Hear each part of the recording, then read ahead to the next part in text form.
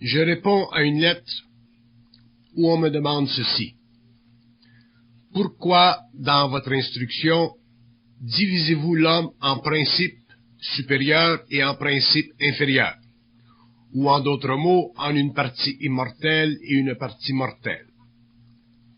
Pourquoi y a-t-il tant de distance entre les corps de l'homme? N'est-ce pas cet éloignement entre ces corps qui fausse la perception que l'homme a de lui-même? Voici la question. Tout d'abord, si nous divisons l'homme en principe dit supérieur et en principe dit inférieur, c'est parce que il existe chez l'homme de l'involution une inconsistance de rapport dans la totalité des affinités énergétiques de sa réalité. L'homme, au niveau de conscience qu'il possède aujourd'hui, ne peut pas vivre la totalité de ses principes en fonction d'une jonction étroite et absolue. Il est obligé de vivre ses principes en fonction d'une participation organisée, créative de ses principes, selon la manifestation de ses principes sur le plan où sa conscience est établie. Si l'homme est établi sur le plan matériel, il est obligé de vivre aujourd'hui, même à la fin de l'involution, par rapport à une conscience qui détermine en lui une activité mentale, émotionnelle, vitale et matérielle. Donc, cette activité en lui fait partie de ses principes inférieurs, c'est-à-dire de ces aspects de lui-même qui sont soumis à des lois de perception qui sont sous-jacentes à la nature parfaite de sa conscience supérieure ou de ses principes dits supérieurs. Si l'homme est obligé de vivre l'infériorité dans ses principes, c'est parce qu'il est obligé, à ce moment de son évolution, de séparer ou de vivre séparément sa réalité. Sinon, l'homme ne connaîtrait pas de différence entre ses principes, il y aurait différence dans la manifestation énergie de ses principes, mais il ne vivrait pas sous le principe de la division de sa réalité. Donc, ce qui est supérieur et ce qui est inférieur n'entraverait aucunement la psychologie de son existence. Il serait capable, sur le plan de sa réalité, d'entrevoir la totalité de son être et en même temps bénéficier sur les plans inférieurs de sa réalité de ce que cette totalité de son être pourrait lui apporter en tant qu'énergie et manifestation. Mais l'homme est au stage où il a une perception inversée de sa conscience, c'est-à-dire qu'il est obligé de vivre sa conscience non pas à l'intérieur d'une totalité créative, mais en fonction de l'activité principale de ces aspects inférieurs, activité principale qui, pour le moment, représente le corps matériel, le corps vital, le corps émotionnel et le corps mental inférieur. Au cours de l'évolution, lorsque l'homme passera au stage de l'immortalité, c'est-à-dire au stage de la conscience totale, à ce moment-là, la nature ou la division des principes de l'homme n'existera plus telle qu'elle existe aujourd'hui parce que l'homme aura recours à sa totalité. C'est-à-dire qu'il pourra vivre son énergie sur le plan matériel, vital, émotif, mental inférieur et sur les plans supérieurs de sa conscience immortalisée. C'est-à-dire qu'il aura la capacité intégrale de vivre à la fois dans le monde de sa propre lumière et à la fois sur le plan de la matière. Mais sa conscience ne sera pas divisée, donc il n'aura pas à subir la division psychologique de sa totalité qui fait partie de l'inconscience de l'involution.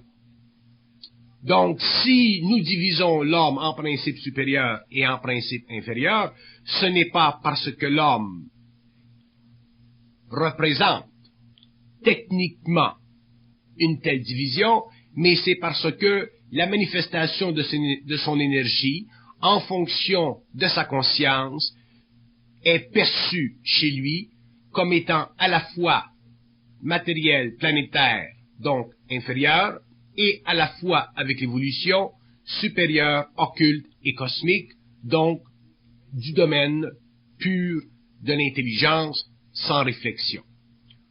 Donc la qualité que nous apportons à la nature de l'homme sur le plan de son organisation est une qualité qui fait partie de sa composante psychologique aujourd'hui. L'homme, même si il le voulait autrement, ne serait pas capable de vivre sa conscience, sa totalité, sa réalité, en fonction d'une unité de principe. Il est obligé de vivre sa totalité en fonction d'une séparation de principe, et c'est la raison d'ailleurs pour laquelle il est obligé d'évoluer, c'est-à-dire en revenir quelque part dans le temps à la source, c'est-à-dire à l'ultime définition de sa réalité, en fonction de laquelle il est lui-même parfaitement organisé. Mais l'homme de l'involution est un être qui, sur le plan psychologique de sa conscience planétaire, n'est pas capable de comprendre, de vivre, d'exprimer, de rendre, de manifester sa totalité parce que les aspects inférieurs de sa conscience, liés au matériel, à l'émotion, au vital, au mental inférieur, sont des aspects qui, pour lui, aujourd'hui, représentent une trop grande validité, représentent une trop grande importance, représentent une trop grande caractéristique de vie existentielle.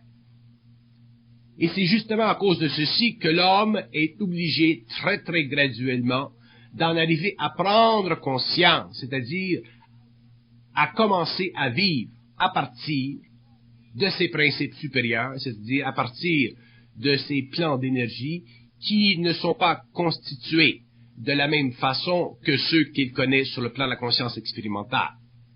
C'est d'ailleurs ce qui donne à l'homme la conscience égoïque, ce qui donne à l'homme la conscience de sa personnalité, ce qui donne à l'homme la conscience de sa mortalité. Pour que l'homme en arrive à ne plus reconnaître de division ou d'étage dans la constitution totale de son organisation énergétique, il lui faudra effectivement prendre conscience d'une façon beaucoup plus vaste que celle qu'il possède aujourd'hui. Il lui faudra être capable, au cours de l'évolution, de supporter l'énergie de sa totalité, l'énergie de sa réalité. Et supporter cette énergie veut dire que son corps matériel, son corps vital, son corps émotionnel, son corps mental devra être ajusté à cette énergie qui fait partie de son invisibilité, qui fait partie d'une autre dimension de lui-même, qui fait partie de l'organisation psychique de son moi au niveau de sa planète d'origine. Et l'homme aujourd'hui n'est pas encore suffisamment conscientisé, c'est-à-dire suffisamment fort sur le plan mental et sur le plan de l'émotion. Il n'est pas suffisamment libre, autrement dit de la mémoire, pour pouvoir vivre la totalité de sa conscience en dehors d'un ajustement temporaire, planétaire, astrologique de cette énergie que nous appelons ou que nous pouvons appeler ces principes inférieurs. Donc, si nous parlons de l'éloignement entre ces corps qui fausse la perception de lui-même, effectivement, cet éloignement représente une incapacité chez l'homme de vivre la totalité de ses énergies en conformité avec l'universalité de sa conscience. S'il vivait la totalité de son énergie en fonction de cette uniformité de conscience universelle, il ne connaîtrait pas l'éloignement, comme on dit, ou comme on me demande dans la question, qui fausse sa perception. Et cet éloignement, mais il est causé par le mémoriel, il est causé par la conscience psychologique, il est causé par le moi référentiel de l'ego.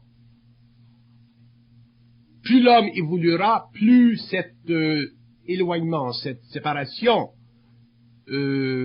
prendra de la distance dans sa conscience. Moins elle sera évidente, moins elle sera concrète.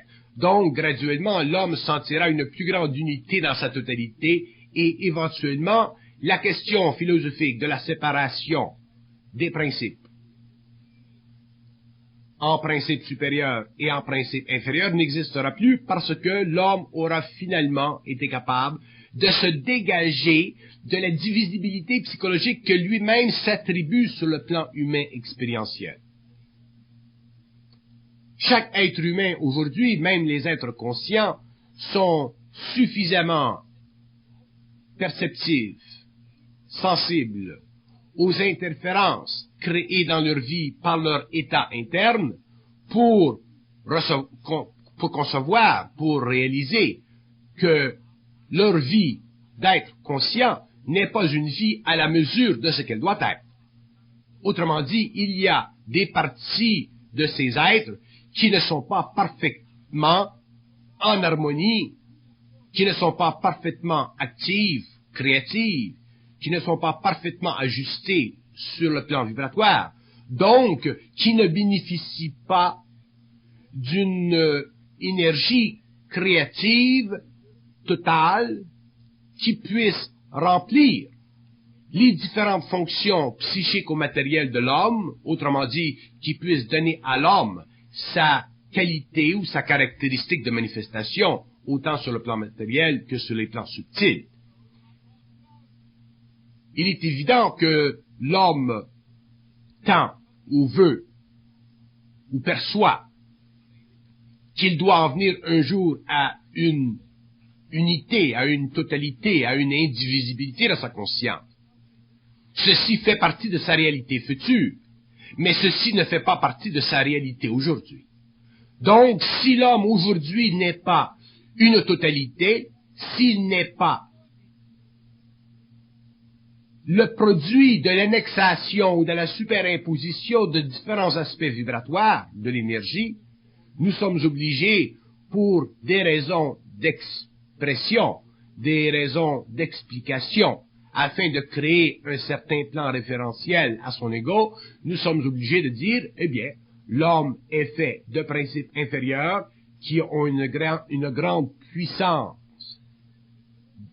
d'effet, une grande puissance de conséquence sur l'activité harmonieuse que d'autres principes dits supérieurs auraient sur lui si ces principes inférieurs n'étaient pas ce qu'ils sont.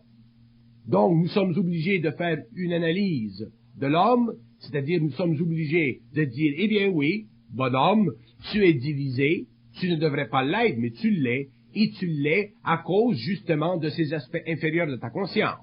Ces aspects que nous appelons principes, c'est-à-dire ta matérialité, ta vitalité, ton astralité, ta mentalité inférieure. Ce sont ces aspects qui nous forcent à dire qu'il y a d'autres aspects en toi qui, s'ils étaient réunis dans une parfaite harmonie, t'empêcheraient de demander cette question. Autrement dit, te permettrait de vivre une conscience totale, sans aucune ambiguïté, sans aucune dualité, sans aucun partage entre la mortalité et l'immortalité. Mais de dire ce que l'homme sera, de manifester ce que l'homme sera par la parole, c'est une chose. Mais d'être ce que l'homme doit être, de par sa manifestation, de par son énergie, de par l'intégration de son énergie, c'en est une autre.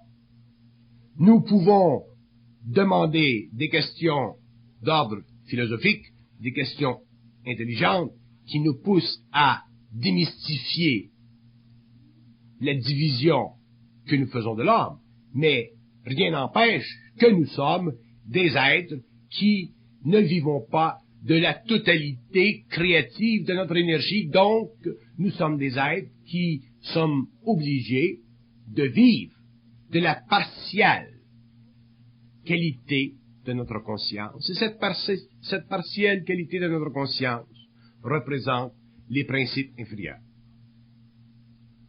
Maintenant que nous entrons dans une phase d'évolution où nous avons accès à une forme d'instruction qui nous donne plus de clarté sur les qualités invisibles de l'homme, de la vie, nous pouvons commencer lentement, graduellement, à prendre conscience des activités de ces aspects inférieurs de l'homme qui bloquent notre capacité de vivre en harmonie parfaite avec la totalité de notre conscience. Donc, ceci nous amène graduellement à prendre en considération notre nature. La nature de l'homme, dans sa qualité parfaite, c'est une nature immortelle. Mais la nature de l'homme, dans sa qualité imparfaite, c'est une nature mortelle.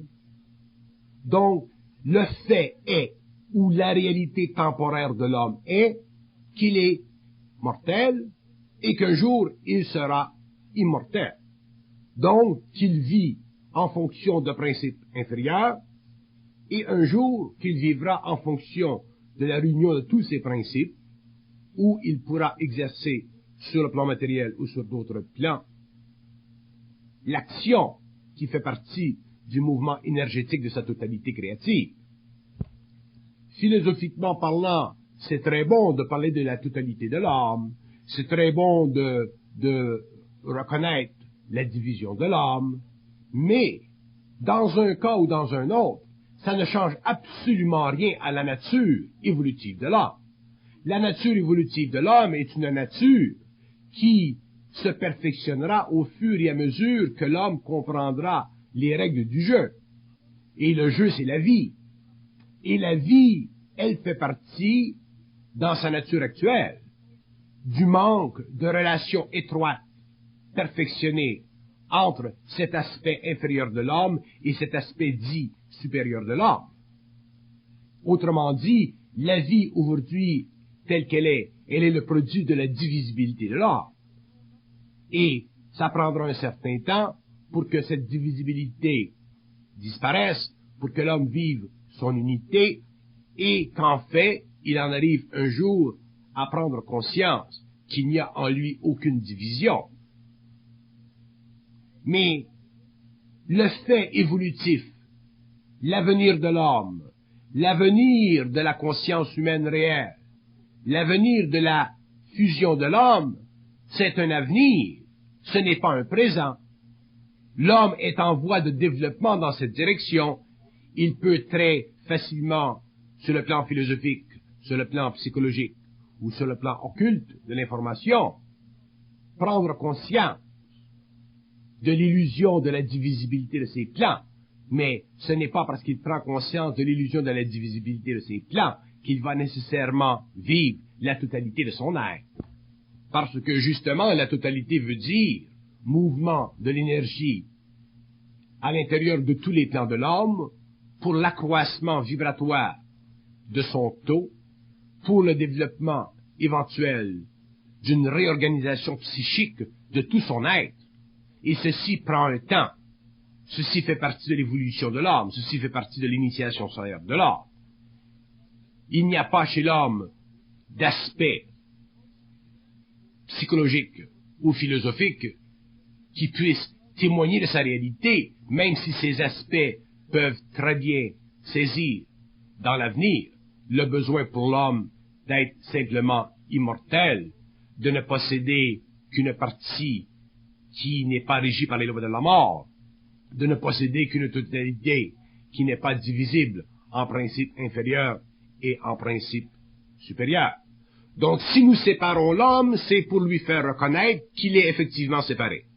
Si nous le réduisons à une dichotomie, c'est parce que justement, il y a en lui des aspects qui sont définitivement planétaires, autrement dit, des aspects qui font partie de l'ignorance, et il y a en lui aussi d'autres aspects qui sont cosmiques, qui doivent être ajustés, et qui font partie de son savoir, de son énergie créative. Et ces aspects, avec le temps, seront réunis, et lorsqu'ils seront parfaitement réunis, l'homme sera total, l'homme sera unifié, il sera dans un état de fusion, et il pourra, à ce moment-là, dire, l'homme n'est pas fait de principes supérieurs et de principes inférieurs, l'homme est simplement une totalité, parfaitement organisée sur différents plans, donnant ainsi à son énergie une capacité de manifestation selon le taux vibratoire de cette énergie et les besoins évolutifs déjà intégrés dans la conscience atomique de ses propres plans.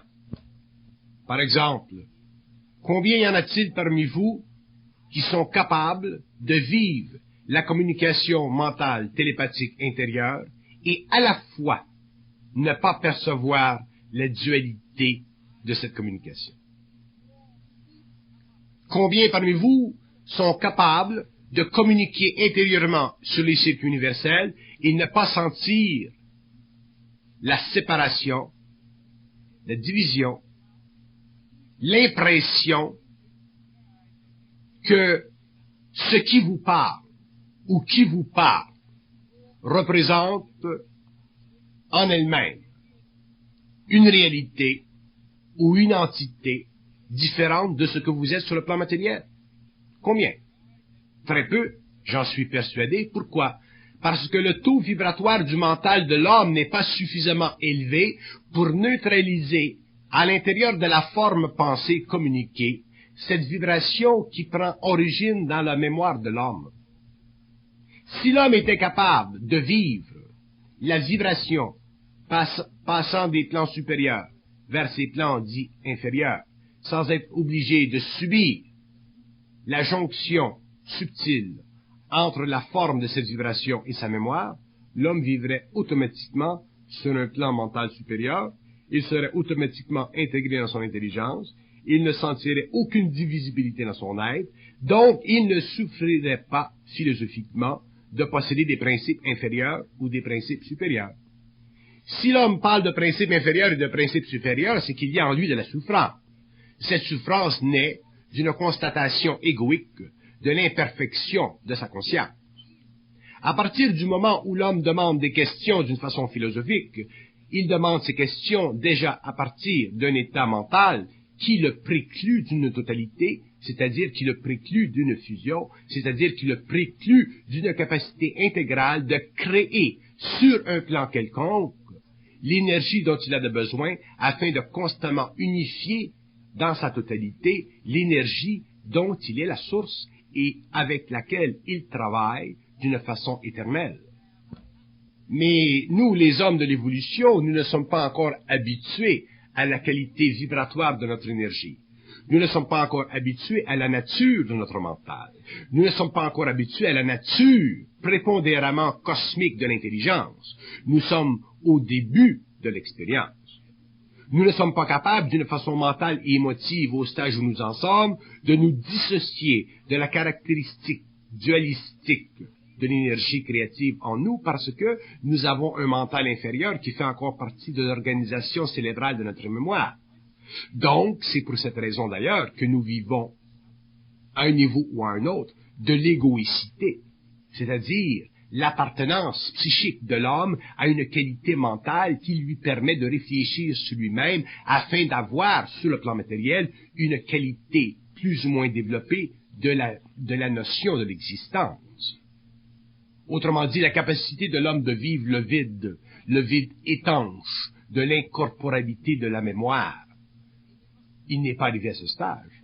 C'est avec le temps, avec l'évolution, que l'homme en arrivera à ce stage, et à partir de ce moment-là, il n'y aura plus en lui cette question philosophique de la séparation de ses principes en principe supérieur ou en principe inférieur. Il sera simplement une totalité. Et il exercera le rôle de cette totalité sur les plans qui feront partie du mouvement de son énergie, mais il ne sera pas exposé sur le plan de son expérience à des questions philosophiques d'ordre telles que celles qui, aujourd'hui, nous font répondre à des questions pour nous permettre d'aller plus loin dans le déchiffrage du mystère de l'homme. Nous sommes encore au stage où, pour nous, le phénomène de la pensée est un mystère. Nous sommes encore au stage où, pour nous, la pensée représente de la conscience. Nous ne sommes pas au stage où, pour nous, la pensée représente une forme d'aliénation cosmique à travers laquelle l'homme peut prendre conscience égoïque afin qu'il puisse, sur le plan matériel, maintenir un ordre suffisamment balancé entre ses principes inférieurs. Autrement dit, nous ne réalisons pas que l'homme est obligé pour le moment de penser, donc de diviser sa totalité afin de ne pas faire sauter énergétiquement sa carcasse psychique et matérielle. Nous ne réalisons pas que le phénomène de la pensée est un phénomène qui est nécessaire pour l'homme aujourd'hui tant qu'il n'aura pas conquis l'éther, c'est-à-dire que tant qu'il n'aura pas pénétré dans une autre dimension où il aura finalement la capacité d'être et de remplir le rôle de sa totalité.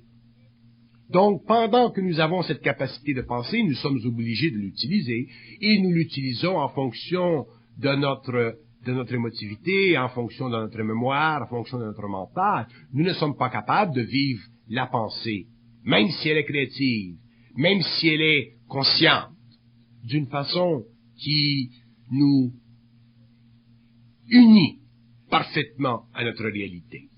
Si nous étions capables de faire ceci, nous n'aurions pas à penser.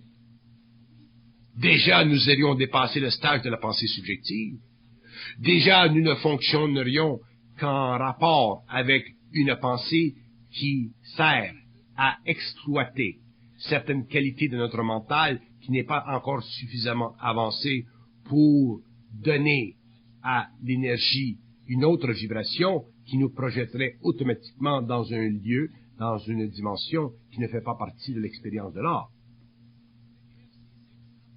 Donc, si nous sommes obligés encore de penser pendant un certain temps, les hommes de la Terre, c'est parce que nous avons encore, les hommes de la Terre, pendant un certain temps, à regarder notre réalité inférieure afin de l'ajuster à notre réalité supérieure, afin qu'éventuellement ces deux aspects de la réalité soient communs, soient unifiés, soient fusionnés ou représentent ce que l'homme en réalité doit être, c'est-à-dire un être parfait.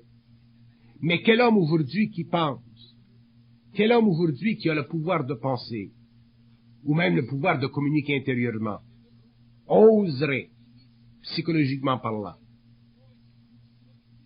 se savoir parfait? Pour que l'homme se sache parfait, il faut qu'il ait dépassé le stade de la pensée. Il faut qu'il ne puisse plus penser d'une façon subjective. Il faut qu'il ne puisse plus sentir la dualité de ses principes. Il faut qu'il ne puisse plus sentir en lui des principes supérieurs et des principes inférieurs. Autrement dit, il faut qu'il soit né à la totalité de sa conscience. Autrement dit, il faut qu'il soit neuf. Autrement dit, il faut qu'il soit sans mémoire. Donc, la question philosophique est intéressante parce qu'elle nous amène à parler de quelque chose qui est valable, mais il demeure que toute question philosophique, bien qu'elle pose devant elle une question qui dépasse la limitation de la philosophie, il demeure toujours que l'homme, lorsqu'il demande une question, et qu'à l'intérieur de cette question, sans s'en rendre compte, il révèle une réalité, il demeure toujours que l'homme est obligé de vivre sa question. Donc l'homme aura toujours des questions à la mesure de cette divisibilité. Ce n'est qu'un jour que l'homme n'aura plus de questions à la mesure de cette divisibilité, et lorsque ce jour sera arrivé, l'homme n'aura plus de questions, il n'aura que des réponses. Mais tant que l'homme a des questions, c'est qu'il y a en lui de la division, donc il est obligé de vivre en fonction de principes supérieurs qui informent les principes inférieurs, qui permet aux principes inférieurs d'évoluer, pour que les principes supérieurs les informent encore plus, pour qu'en fait, un jour, la division n'existe plus, que la question disparaisse de la conscience de l'homme, et que seule la parole s'étende, se diffuse, crée sur la terre. On me demande plus loin cette question. Lorsque la polarité sera neutralisée par l'intelligence de l'homme, comme vous le dites, n'est-ce pas à ce moment précis que l'homme pourra faire le rapprochement de ses corps? N'est-ce pas à ce moment-là que l'homme recouvrira la vue ou la vision, comme vous dites, et par le fait même connaîtra l'amour, troisième joyau manquant à sa couronne royale, déjà orné de la volonté et de l'intelligence? Effectivement, lorsque l'homme ne connaîtra plus la polarité, déjà, il ne connaîtra plus ou ne vivra plus de la conscience des principes inférieurs et des principes supérieurs. Il y a une très grande différence entre être conscient de principes inférieurs et de principes supérieurs et dans un même temps ne pas vivre la conscience de la division des principes. Que l'homme soit matériel, il y va de soi. Que l'homme soit vital, il y va de soi. Que l'homme soit astral, il y va de soi. Qu'il soit mental inférieur, il y va de soi. Ainsi de suite. Donc, que l'homme soit la manifestation de principes dits inférieurs ou dits supérieurs, il y va de soi. Parce que ces différents principes représentent différents niveaux d'énergie. Mais que l'homme ait la conscience, ou vive la conscience de la divisibilité des principes, ça c'est une autre chose. Ça c'est une autre question. L'homme aujourd'hui vit la divisibilité de ses principes parce que, en conscience, il est inférieur à lui-même. Si en conscience l'homme était supérieur à son évolution, il ne vivrait pas la division des principes, bien qu'il fût fait, construit de différents principes qui, dans leur totalité, créent ce que nous appelons l'ordre. Donc, lorsque l'homme aura dépassé la polarité, lorsque cette polarité aura été totalement neutralisée dans son mental par l'évolution, par le travail qui se fait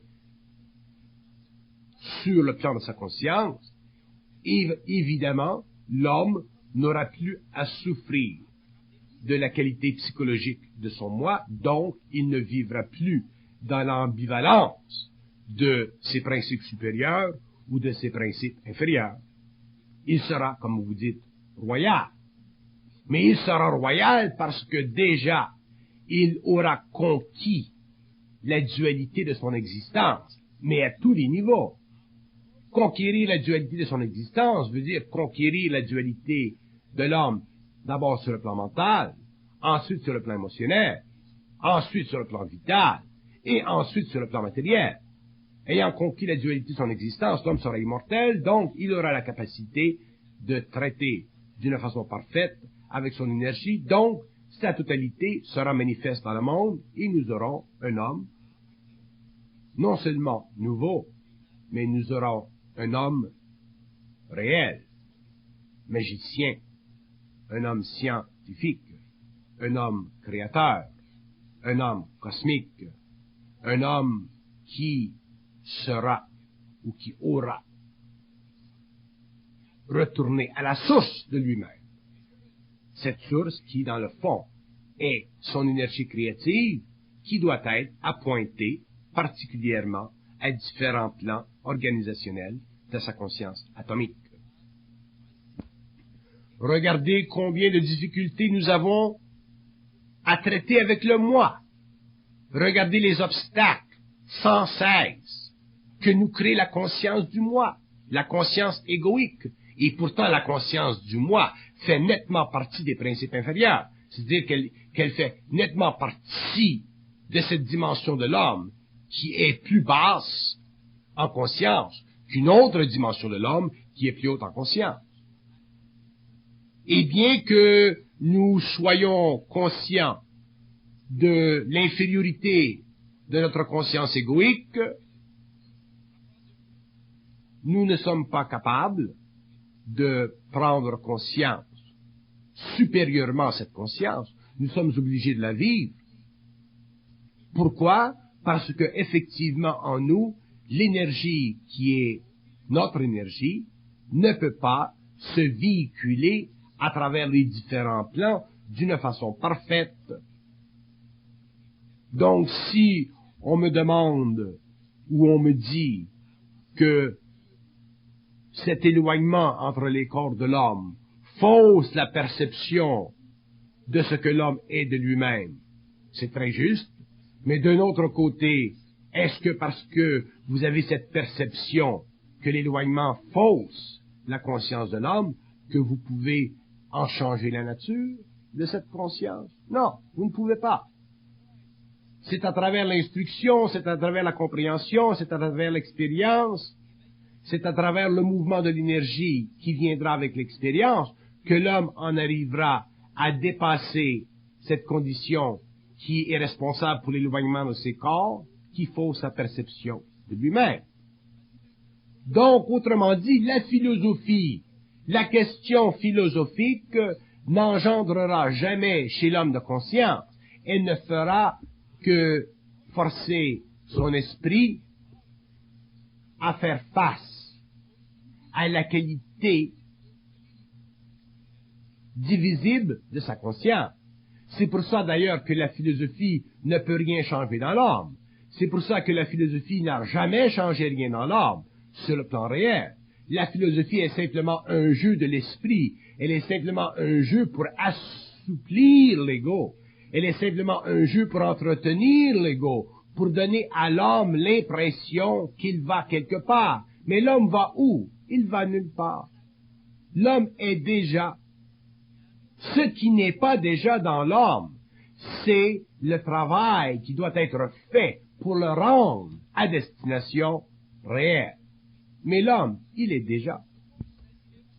Cette personne qui m'écrit plusieurs lettres et effectivement me demande des questions intelligentes, elle peut continuer toute sa vie à me demander des questions intelligentes. Et je répondrai toute sa vie à des questions intelligentes. Mais est-ce que ces questions intelligentes d'ordre philosophique, est-ce que ces questions vont l'amener un jour à la conscience, à la fusion? Impossible. Pourquoi? Parce qu'à partir du moment où l'homme demande une question, il est déjà en dehors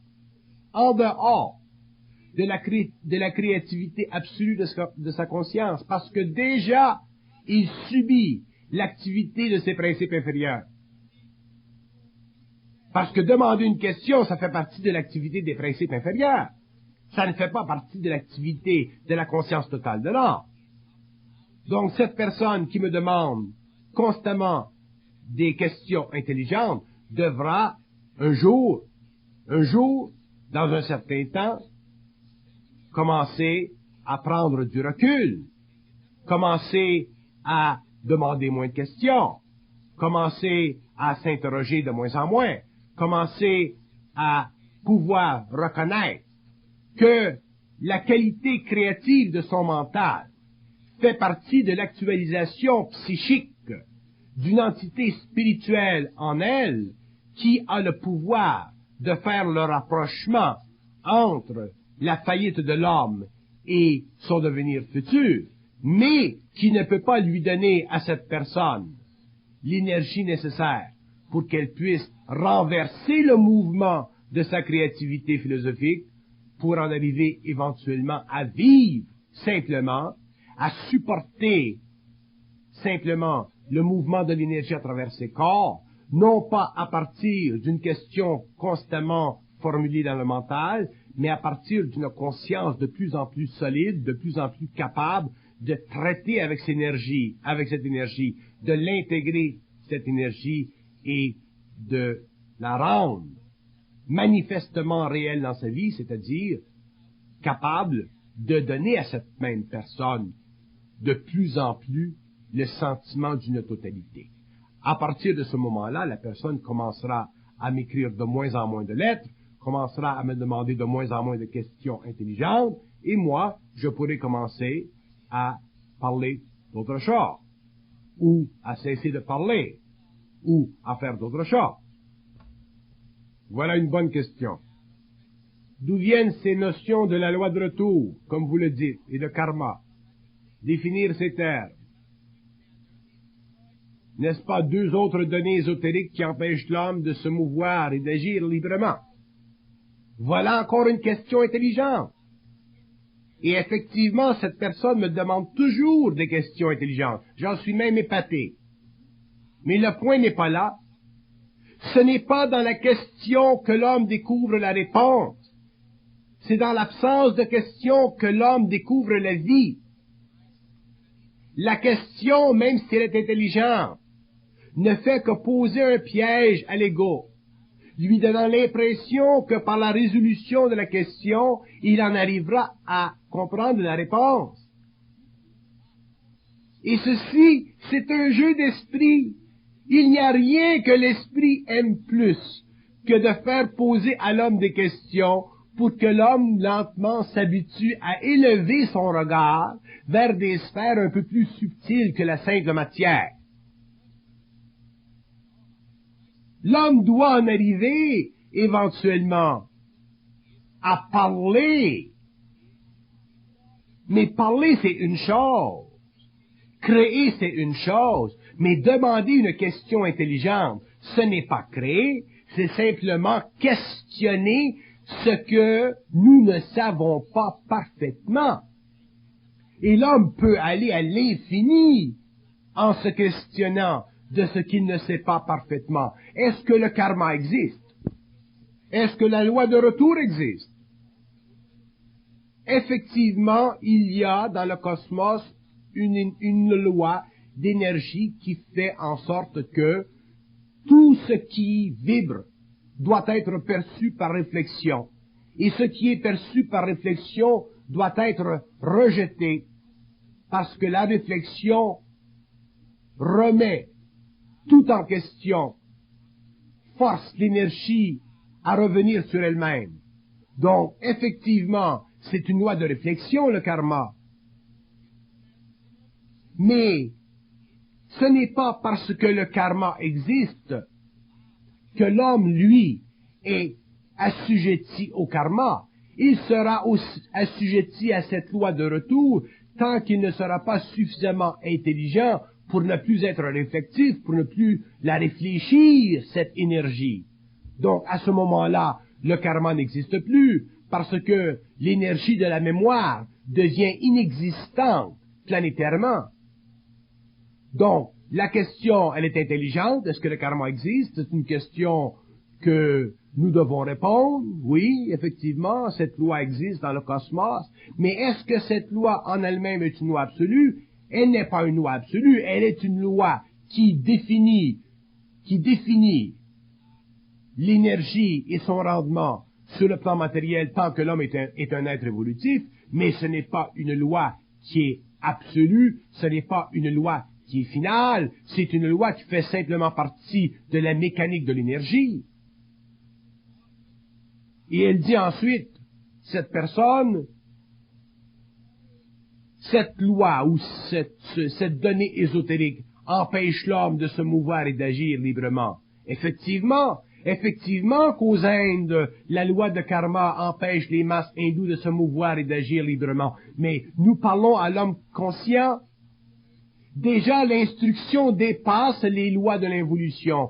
Déjà, l'instruction dépasse les mythologies réelles de l'inconscience. Déjà, l'instruction a détruit les colonnes du temple de la connaissance ancienne, ésotérique ou occulte de l'homme, parce que l'instruction, elle est créative, parce que l'instruction ne fait pas partie du passé. Donc, si l'instruction déjà a abattu le temple,